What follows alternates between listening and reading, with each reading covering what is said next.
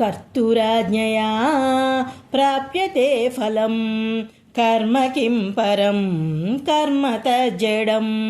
कृतिमहोददौ पतनकारणं फलमशाश्वतं गतिनिरोधकम्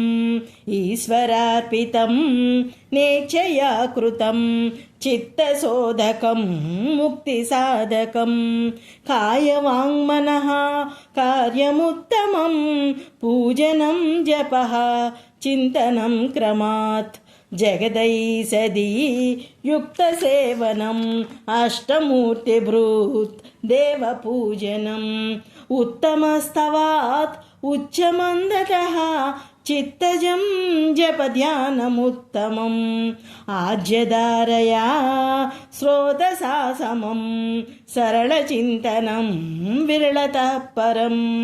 भेदभावनात् सोऽहमित्यसौ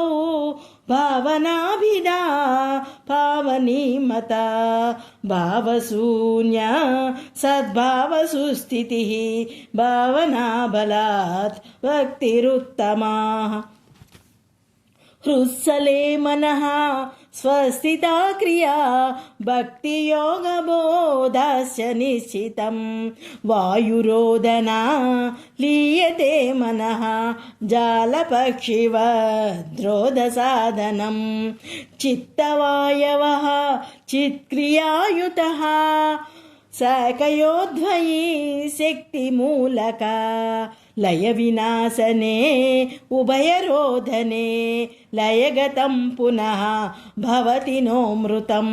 प्राणबन्धनालीयमानसम् एकचिन्तना न समेत्यदः नष्टमानसो उत्कृष्टयोगिनः कृत्यमस्ति किं स्वस्थितिं यतः दृश्यवारितं चित्तमात्मनः चित्वदर्शनं तत्त्वदर्शनं मानसन्तु किं मार्गणे कृते नैव मानसं मार्गार्जवात् वृत्तयस्त्वहं वृत्तिमाश्रिताः वृत्तयो मनो विद्यहं मनः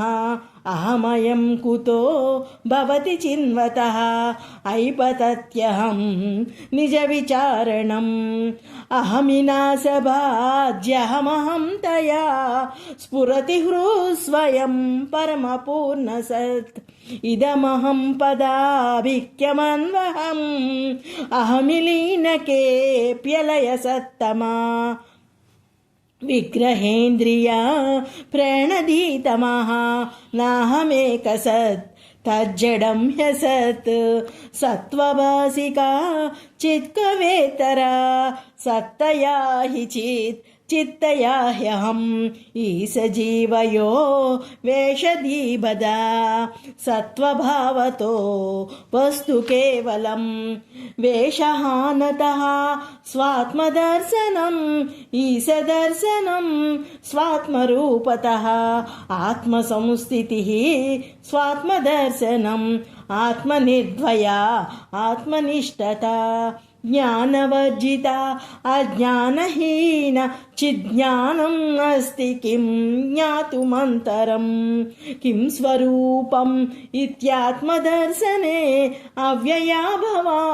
पूर्णचित्सुखं बन्धमुक्त्यतीतं परं सुखं विन्दतीह जीवस्तु दैविकः